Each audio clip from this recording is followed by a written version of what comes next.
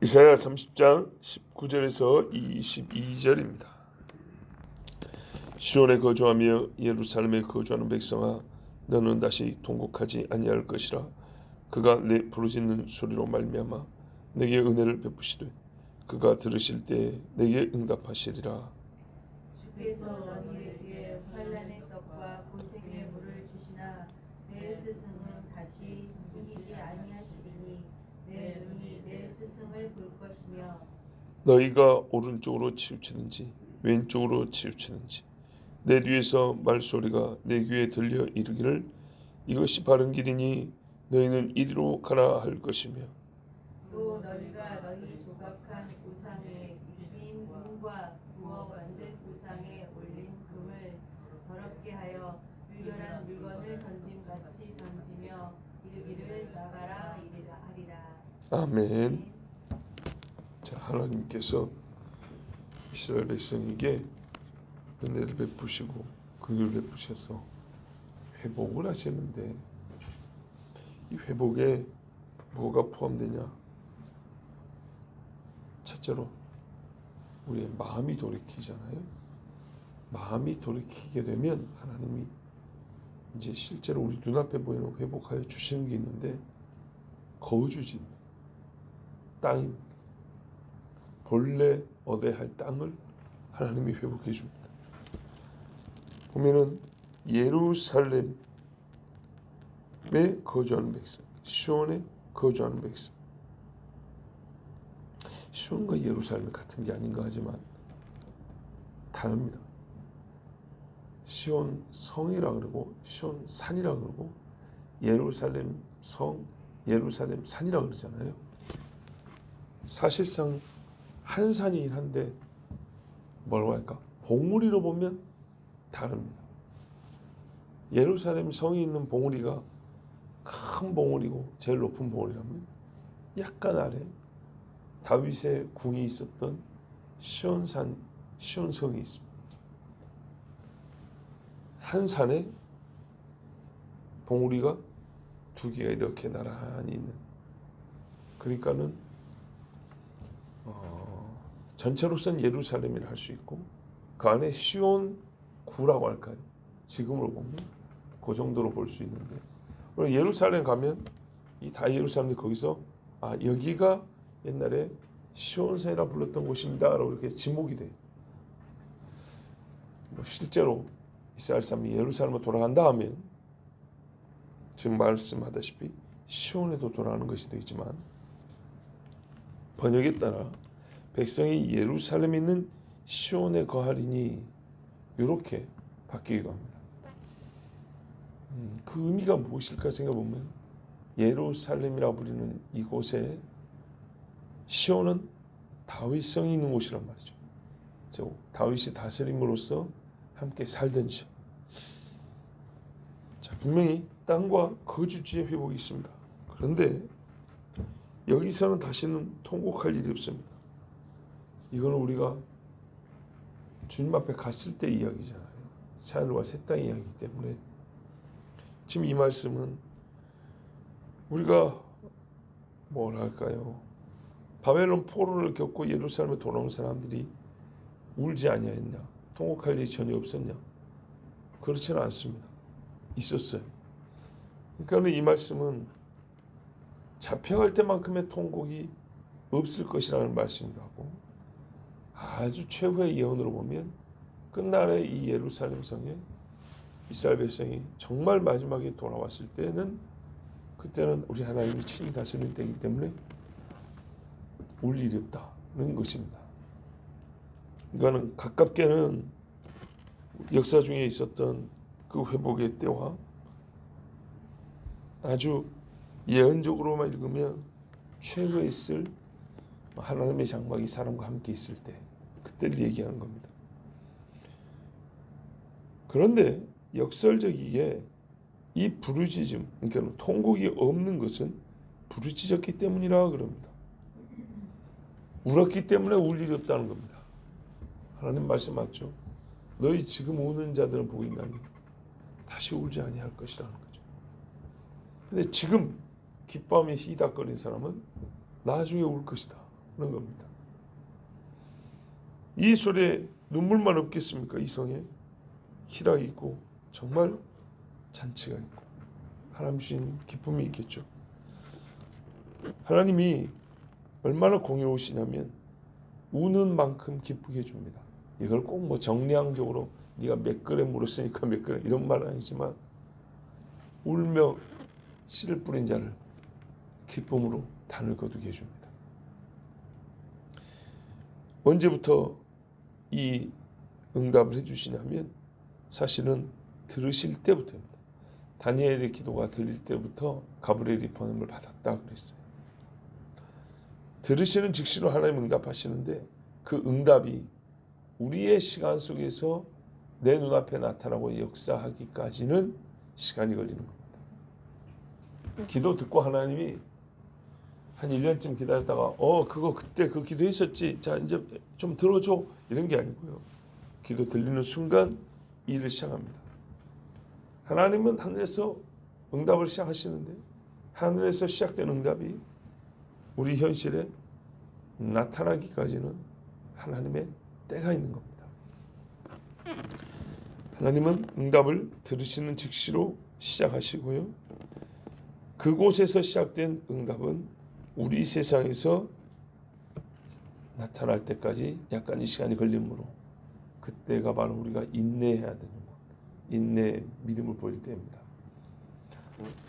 결국은 하나님으로부터만 구원이 온다는 것을 우리가 여기 말씀에서도 확인합니다. 21절에 이렇게 돌아왔지만 육체의 회복에서는, 그러니까 마지막의 회복이 아닌 이 땅에 있는 회복에서는 또 어려운 일이 발생합니다. 여러분, 우리가 진짜요, 이 말씀 잘 들어야 되고 인정해야 됩니다. 큰 어려움이 있을 때 잘 자라는 어려움을 안 보입니다. 근데 그 큰 어려움을 겪을 때 주여 하고 기도했어요. 그게 해결이 되고 응답이 되면 좋아가지고 막 일 것 같아요. 너무너무 좋아요. 그 기쁨이 충분히 누려진 다음에 화난 일이 전혀 없고 고생될 일이 전혀 없냐? 그렇지 않죠. 그래서요, 한국에 넘고 한국이 넘고 한국은 계속 갑니다. 그런데 이제 이게 다르죠. 하나님 앞에 돌아온 사람, 기도응답을 받아본 사람은 그래 그때처럼 또 기도해서 넘어갑니다. 또 이겨냅니다. 그런데 이 경험이 없는 사람은요, 일이 있을 때마다 떨어지고 이렇게 합니다. 하나님께서 환난의 떡과 고생의 물을 계속 줍니다. 바벨론에서 갔다 왔는데 산발락과 도비아 같은 놈들이 또 조롱하고 이 교회에 물들어 돌아온 유대인들을 더럽히기 시작합니다. 또 바벨론에서 배운 못된 것들이 생각이 납니다.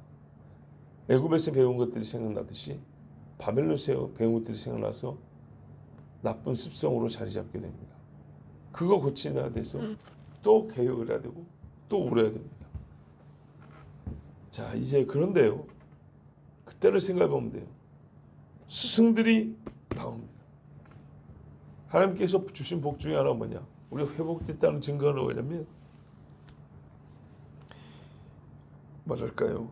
전에는 선생들이 숨어 있었는데 이제는 선생들이 나와서 그들의 말을 들을 수 있게 되었다는 겁니다. 자, 유다가 망하기 직전과 생각해 볼까요? 유다가 망하기 전에도 우상 숭배하고 백성들이 많이 범죄했어요. 예레미야가 죽도록 외쳤는데 안 들었어요.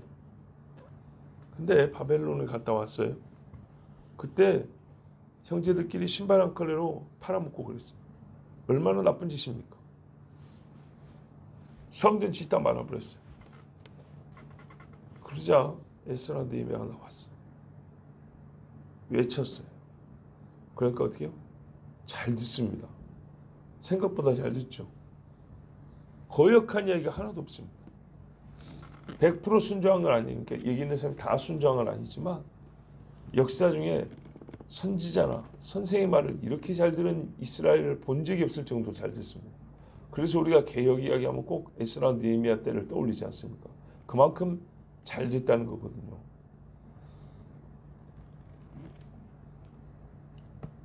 이게 바로 회복의 증거 중에 하나입니다. 죄가 없고 고통이 없다는 게 아니라 그 큰 것들은 이겨냈는데 그 다음에 것이 있을 때 전에는 지혜를 들을 수가 없고 진리를 거부하기만 했던 사람들이 이 일을 겪고 난 다음부터는 진리를 듣기도 하고 선생들이 숨지도 아니하고 나서서 말을 한다는 겁니다. 여러분 이세벨 때문에 선지자가 다 죽었어요. 그리고 50명씩 100명이 굴에 숨어 살았어요.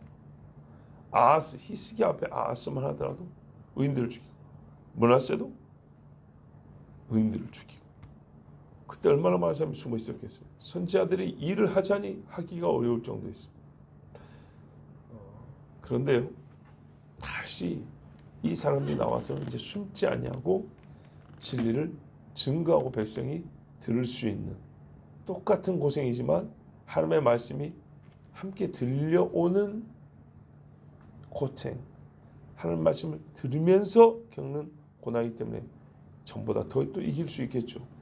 이게 하나님의 회복의 증거입니다. 여러분 고생은요 계속 하는 거예요. 계속. 왜냐하면 이게 하나님의 은혜의 방편이에요. 잘 아시는 이야기인데 제가 어릴 때 들은 이야기거든요. 미국 서부 동부하면 몇천 킬로잖아요. 시간이 달라요. 같은 나라인데 그 정도로 멀잖아요. 옛날에 수족관 만든다고 기차로 물고기들 실어 나르는데 이것들이 멀미로 죽어버려요. 안 죽겠습니까? 그 몇천 킬로를 기차 타고 가는데 근데 꼭 그럴 것도 아니고 동부에서는 동부 바다에서 하면 되고 서부는 서부 바다에서 하면 되지. 사막이 문제인가 보면 사막이 하여튼 뭐니까 죽는데요. 안 죽게 하는 방법이 뭐냐? 막 약을 쓰고 먹을 걸 주고 아니다. 멀미할 때 먹을 거 주면 더 죽어요. 한여름에 먹을 거 많이 주고 먹으면 죽어요. 어떻게 했냐? 문어를 넣는데요. 문어를. 예, 문어는 동급 최강이거든요. 같은 사이즈면 문어가 제일 셉니다. 그래서 문어가 한번 쭉 이렇게 하면 거기 있는 물고기들은 전부 다 옆으로 쫙 가고 또 자반보로 이쪽으로 쭉 가면 쫙 막 도망갑니다. 저는 시골에서 봤잖아요. 특히 개, 문어가 개를 엄청나게 좋아합니다.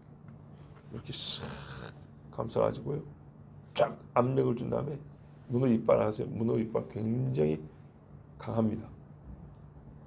개 배를 싹 씹어갖고 뜯어내버리고 쪽 빨아버립니다. 개 껍데기만 날아다닙니다. 이렇게 강력한 게 문어입니다. 진짜 이거 정확히 말하면 개하고 문어를 같이 넘어오면 알아요.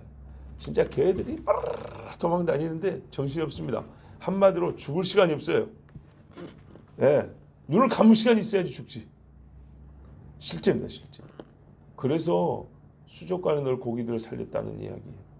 문어를 넣어가지고. 그중에 몇 마리는 잡혀 먹혔겠죠. 그럼 대부분은 살려고 정신 잃고 멀미해서 이럴 겨를이 없는 거예요. 멀미를 생각할 겨를이 없을 정도. 믿음의 사람들이 그거거든요. 제가 가끔 이런 기도하잖아요. 주일날 하나님 앞에 예배하는 즐거움과 주님을 만나느라 정신이 없어서 성질낼 시간도 없고 잡념을 가질 생각 겨를도 없이 하루가 그렇게 완전히 하나님을 채워지기를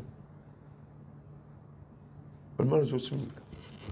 너무 한가하면 말이죠. 주일이라고 모였는데 아침 먹고 땡, 저녁 먹고 땡 이래버리면 그냥 교회에서 한가 늘어져가지고 그거보다 하나님을 향한 일과 생각으로 그냥 가득 채워져가지고 어떤 면에서 약간은 분주하게 어떻게 시간이 간 줄도 모르게 그렇게 가면 그 말이고 일하느라 정신이 없어서 이러면 곤란하고요.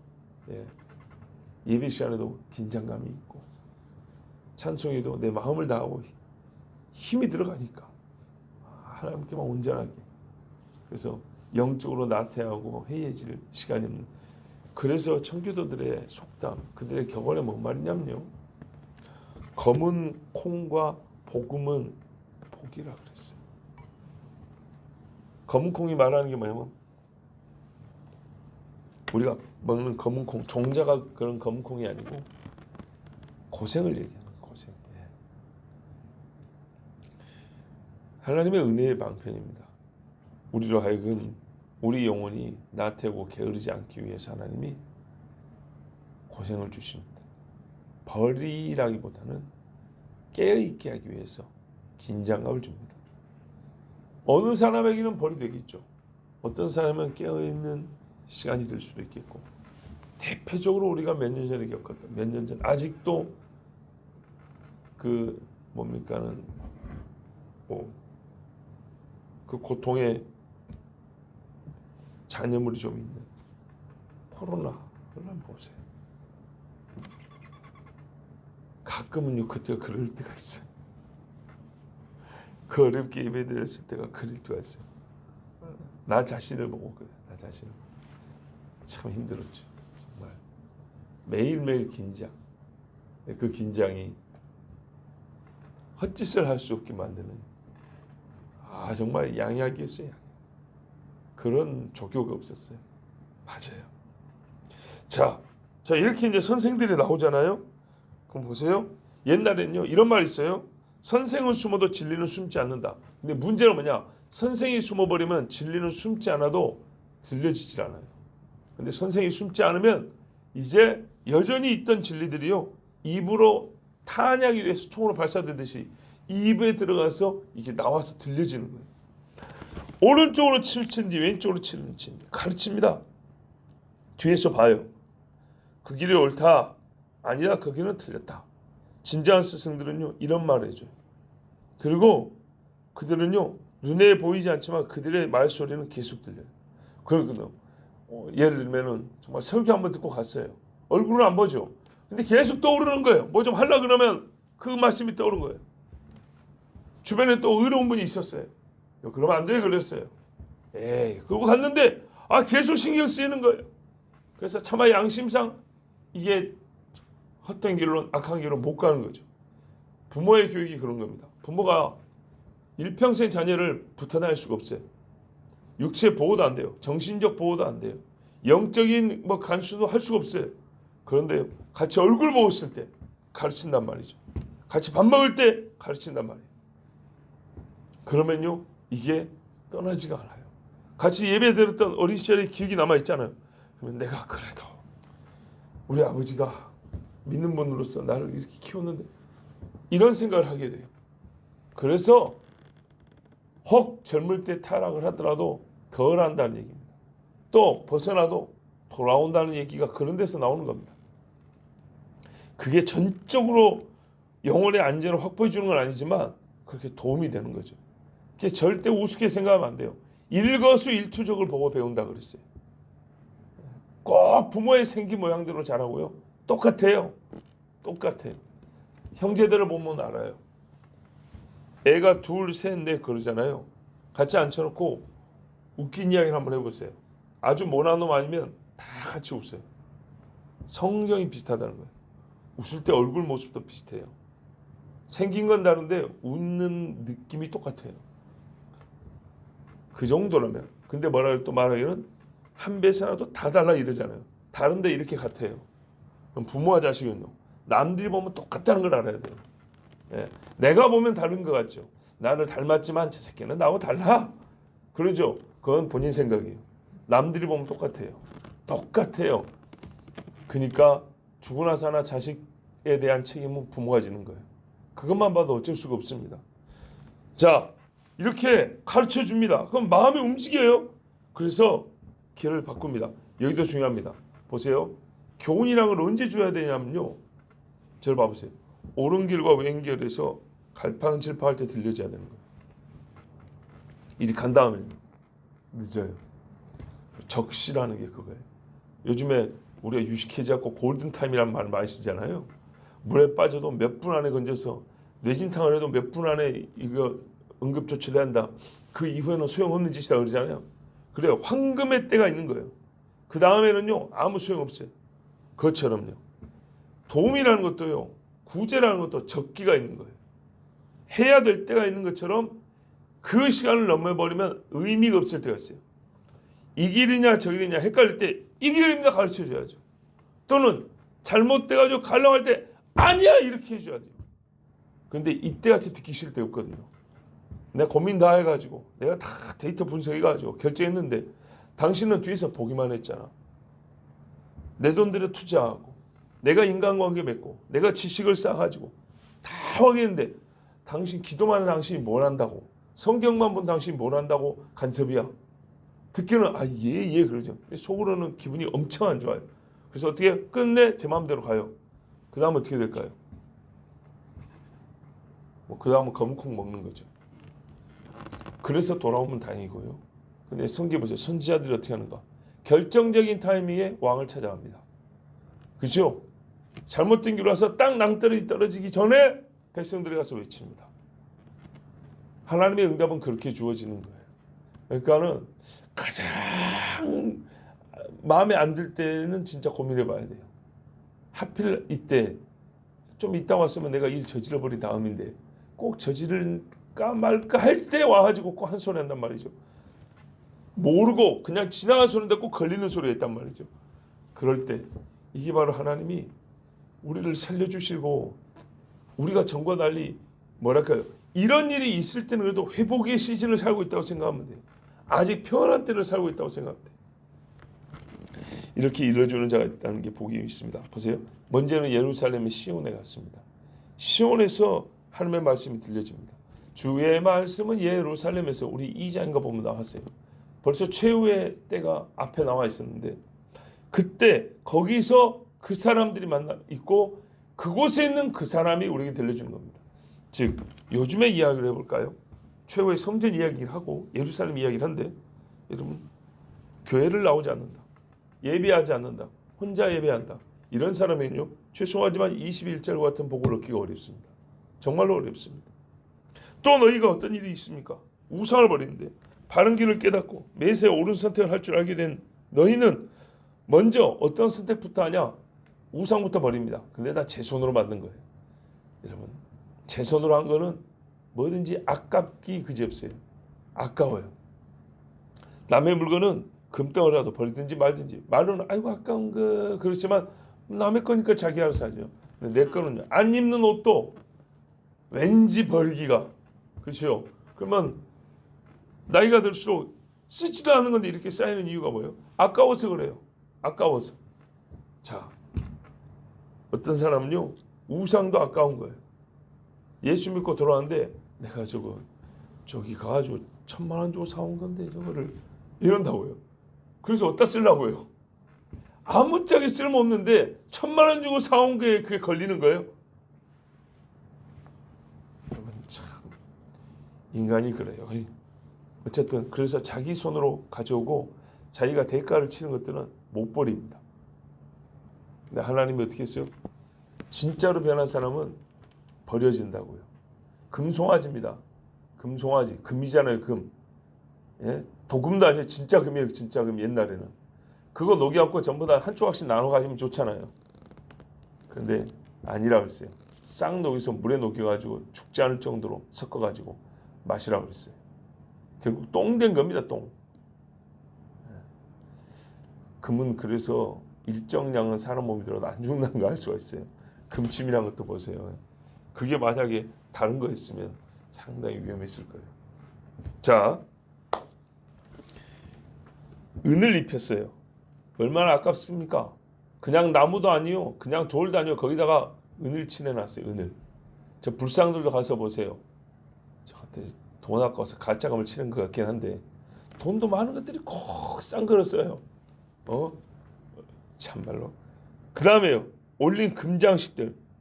막 장식물을 해갖고 가증스럽게 머리에다 올려놨어요. 우상들은 대개 관을 쓰고 있거나 우상과 관계된 짐승의 모양이 장식물로 붙어져 있어요. 근데 이것들은요. 그들 사이에서는 그 사람들 사이에서는 귀하기 때문에 금으로 막 입히고 막 그래요. 저기 마리아도 여기는 저기 흰 걸로 그냥 페인트 칠해놨잖아요. 서양 같은 데 가면 어느 지역에서는 스페인 어느 지역 같은 데는 매일 옷을 바꿔 입힙니다. 실제로 옷을 입혀줍니다. 드레스. 그 드레스 한 벌에 몇 천만 원짜리입니다. 막 보석이 달려 있어요. 사람하고 똑같이. 그러면 365일 바꾸면 그 얼마짜리 얼마나 들겠어 돈이? 미자립 성당은 없다니까요. 미자립 절도 없어요. 그뿐인가요? 엄청납니다. 옛날에 나폴레옹 군대가 서로 오발 사고를 해가지고 할 수 없이 성당을 쳐들어왔는데 들어가 보니까요 어마어마한 재물에 눈이 휘둥그랬어요. 그 지하에는요 미친 사람 몇 명인데 신부들이 고문해가지고 개신교인들 고문해가지고 미쳐버린 사람들 죽기 일보 지은 사람들을 보고 경악을 금치 못했다 그랬어요. 옛날에 누군가도 오세요. 이 바티칸에 얼마나 많은 재물들이 있습니까? 그럼 묻지를 말아요. 계산할 수가 없어. 이런 말이 나왔어요. 토마스 아퀴나스 가톨릭에서 박사로 불린 사람, 진짜 박사 중에 박사라고. 독토르 아퀴나스. 근데 이 아퀴나스가 하나님의 말씀을 연구해가지고 교황한테 가가지고 막 보고도 하고 막 이렇게 말하러 갔는데 교황이 돈 세고 있는 거예요. 돈이 큰 거예요. 아퀴나스 굉장히 큰 회의감을 느꼈죠. 그러나 소위 그 종교 체제 안에서 그 시스템 안에서 일개 학자가 할 수 있는 일은 없었어요. 자, 어떻게 한다고요? 버리는 거예요. 버려야 돼요. 얼마나 이거를 버릴 수밖에 없겠느냐? 역겹기 때문에 버리는 거예요. 가증스럽게 여겨져요. 그게. 우리 번역에는요. 우리 여성분들은 전혀 오해 없기를 바래요. 불결한 물건을 던짐과 저렇게 돼 있죠. 22절에 이게 여러분 각주에 나왔죠. 월경대라고 돼 있어요. 생리대 말하는 겁니다. 생리대 아까워가지고 그거 모아놓은 사람 있습니까? 변태 중에 변태고 정신 나간 놈이죠. 특히 유대인에 있어요. 월경한 여자애는 그 앉는 자리도 같이 못 앉으라고 그랬어요.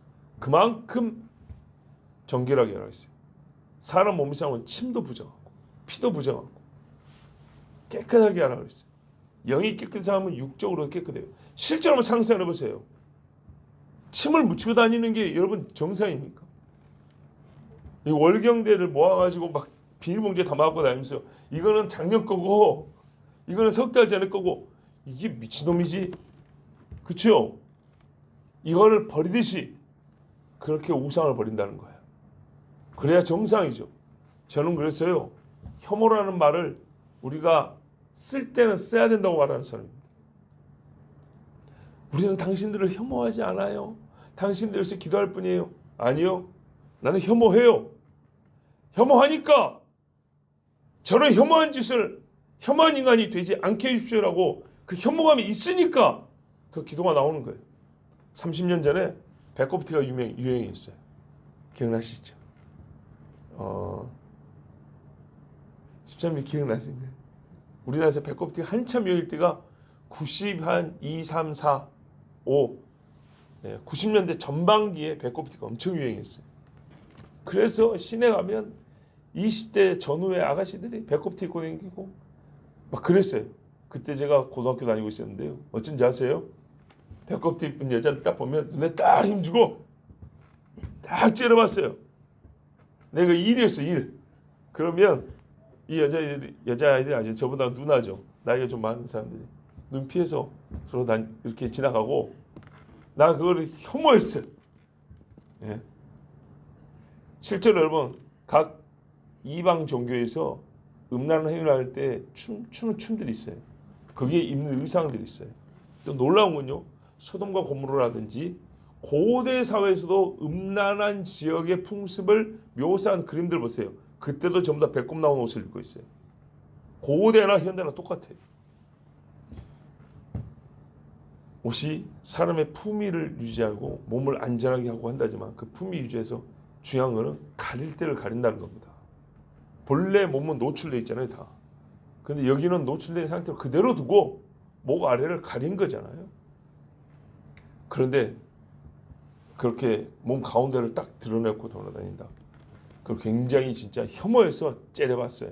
근데 지금은 그보다 더 험한 짓을 하는데도 요즘에는 궁뎅이도 내놓고 다니는데, 예?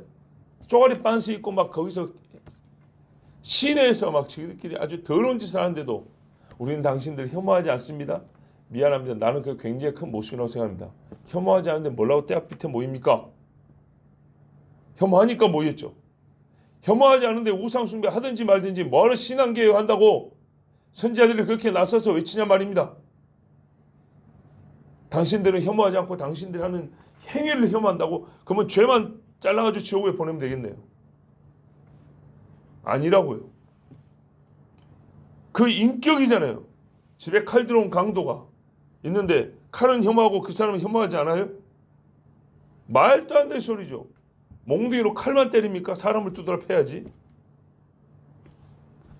혐오하니까 기도하는 거예요. 뭘 위해서 기도하는데요? 칼을 위해서 기도하는 게 아니라 너를 위해서 기도한다고. 너 하는 짓, 그 하는 일을, 그 일하는 너, 아이고 싫다, 밉다. 아니, 교회 안에서는, 그럼 세상 안에서는 혐오하지 않습니다. 교회에서는 교인들끼리 혐오 겁나게 많이 해요. 뭐 하는 소리입니까 이게? 에? 무슨 일을 들려주는 소리냐? 우리서 거짓말하는 거예요. 가만 보면 교인들까지는 막 미워하고 뒤에서 막 궁시렁궁시하고 다 서로 혐오하면서 세상을 향해서는 치는 소리 안 들라고 우리는 당신들을 혐오하지 않아요. 당신들의 행위 때문에 기도하는 거예요. 당신의 영혼을 위하여. 당신의 영혼이 혐오가 되니까 그 혐오스러운 영혼이 사랑스러운 영혼으로 바뀔 수 있도록 깨끗한 영혼으로 바뀔 수 있도록 그래서 나는 기도합니다. 이 고생을 하면서도 외칩니다. 이게 맞는 거예요. 양심에 손을 얹고 생각해 보세요. 네? 배꼽 티를 옷이 걸어진 것만 봐도 이러하는데 옷 입은 사람을 보면 어떻게 해요? 예? 남자가 루지 이렇게 발라가지고 화장 말고 놀렐루야 붙여가지고 막 구두 신고 막 엉덩이 다 드러놓고 막 여기다 뽕 집어 넣어가지고 막 여자처럼 해가지고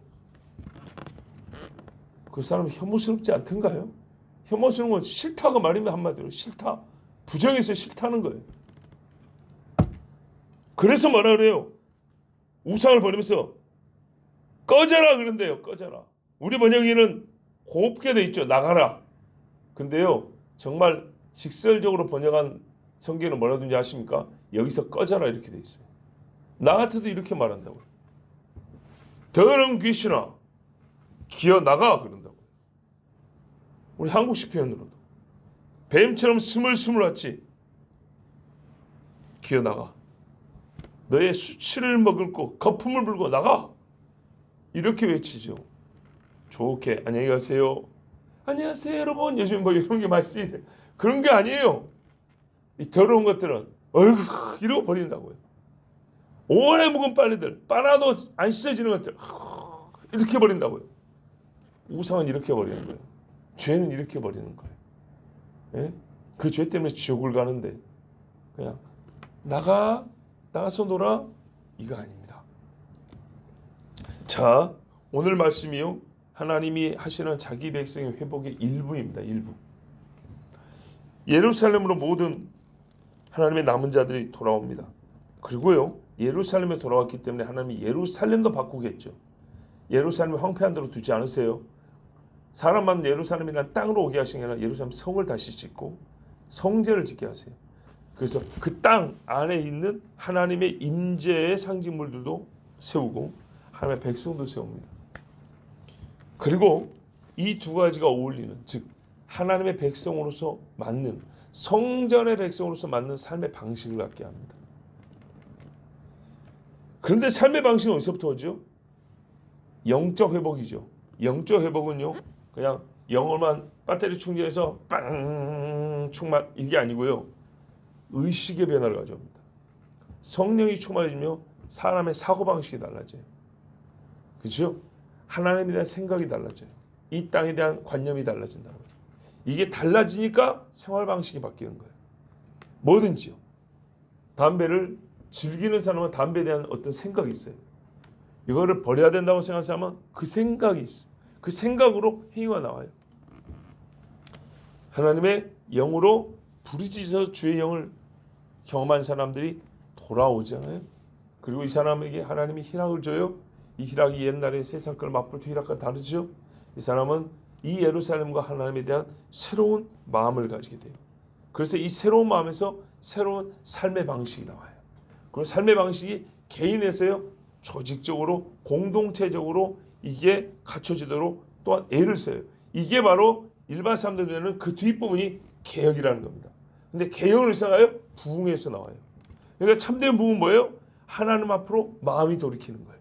마음이 돌이키는 부흥이 있으면 개혁이 나와요. 그래서 이 시대 복음 증거자들이 큰 오류, 패착이 뭐냐면 사회 개혁이 곧 부흥이라고 생각하고 사회 개혁이 복음이라고 생각해요.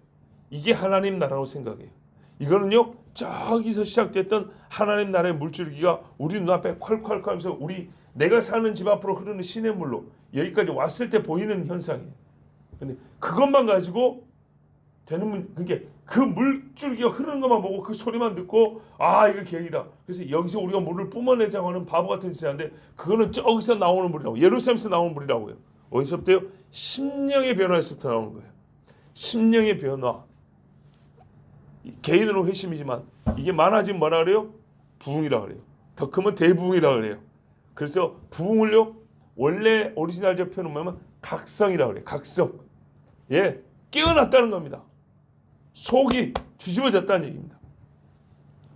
각성이 없는 부흥은 없어요. 영적 대각성.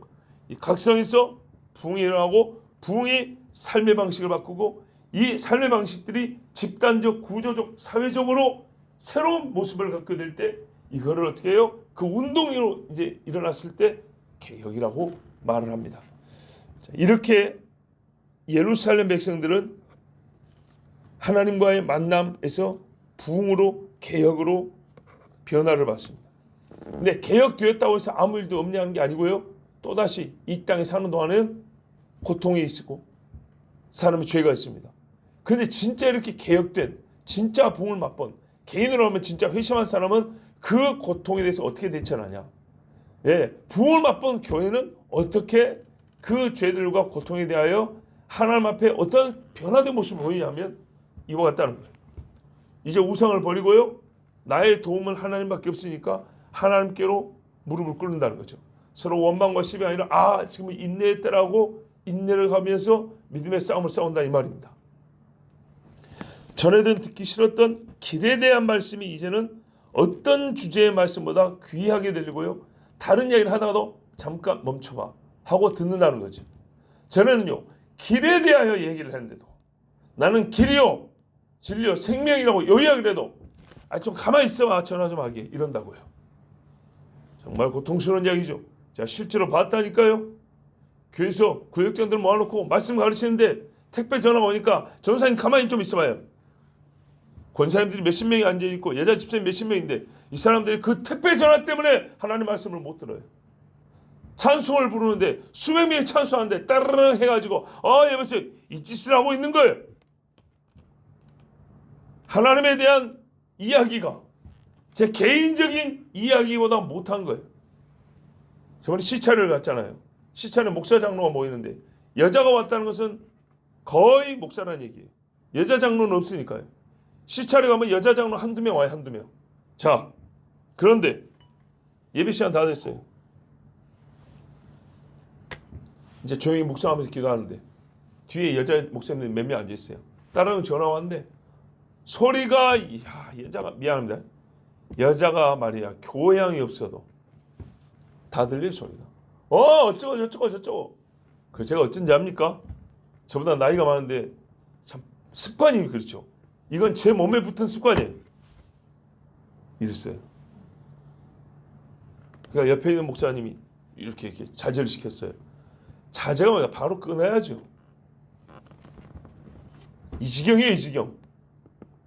예배 시간에 전화 올리는데 한두 개가 아니고 회의 한 번이라고 설교도 안 듣고 어디 가보면 말이죠. 얼마 전에 무슨 사진을 봤어요. 선교사, 목사, 장로, 안수집사 모여가지고 어떤 선교회에서 예배를 듣는데 그 예배 사진을 올려줬어요. 누가 찍어서. 성경 가진 사람이 한 명이 없어요. 한 명이. 우리 집안에서 얼마 전에 할머니 구순잔치가 있었어요. 우리 처가 쪽에. 구순잔치가 있어서 식당을 빌려갖고 갔는데 성경 가져온 사람이 우리 식구밖에 없어요. 예배 시간에 젊은 애들이 히히 막 하면서 떠들고요. 참 잔치 시간에 기분 좋게 하죠. 화가 났어요. 그래서 거기 젊은 친구들 그래서 제가 한 2번 야단을 쳤어요. 그러니까 어떤 애들은 잘 듣고 어떤 애들은 기분 나쁘죠. 믿음이 없으니까요. 최소한 구순 할머니한테 대한 예의를 지키기 위해서라도 떠들면 안 될 거 아니에요. 걔들이 초등학생이 아니에요. 청년들. 20몇 살짜리 30살짜리들.